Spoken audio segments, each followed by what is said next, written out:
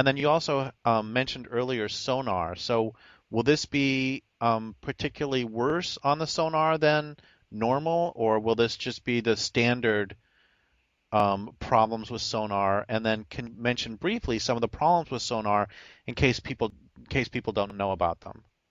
It's not your average sonar that like a transport vessel or a fisher person might use to track the depth of the water or to navigate with. It's not like that at all. We're talking about weapons grade sonar. In fact, the Navy, even down here where I live, down here compared to Alaska in Washington State, regularly conducts underwater sonar weapons testing. So literally, they are developing different types of sonar that they have weaponized to use in order to knock out communications and electronics, and I think they're aiming towards knocking out life in other Navy vessels from other countries.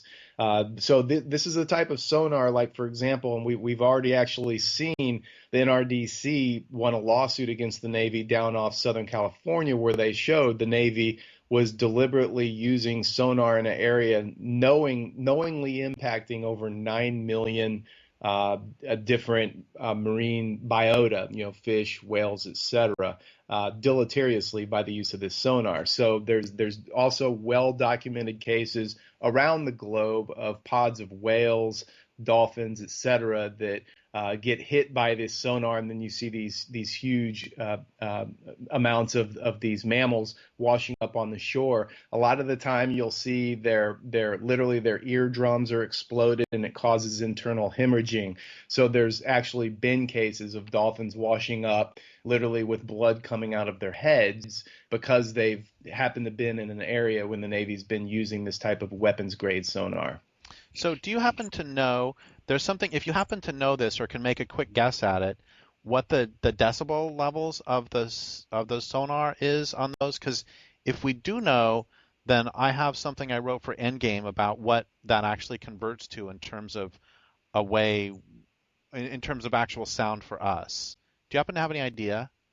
I don't, other than to just reiterate that it's powerful enough to literally explode the eardrums of whales and dolphins, and this has been very well documented. So, and of course, these are mammals that, that is how they communicate. This is how they navigate. It is obviously without that ability or having it compromised in any way, basically means these mammals are going to die. And when you're using it at a level that literally is exploding their internal organs to the point where blood is coming out of their head, that gives you an idea of how powerful it is. Okay, well, I'll go ahead and read this anyway, because then when people they can have something to match to whatever it ends up being. And the thing I was writing about earlier, this is like 2000, this is from Endgame, is that the National Science Foundation had a ship that was using air guns to fire sonic blasts of up to 260 dB to use for mapping the ocean floor. And 260 dB didn't mean anything to me, so I went through damage to human hearing begins at 85 dB, a police siren at 30 meters is 100 dB, and decibels are logarithmic, meaning that for every 10 dB increase translates to 10 times more intensity. And sounds, because human perception is also logarithmic, twice as loud.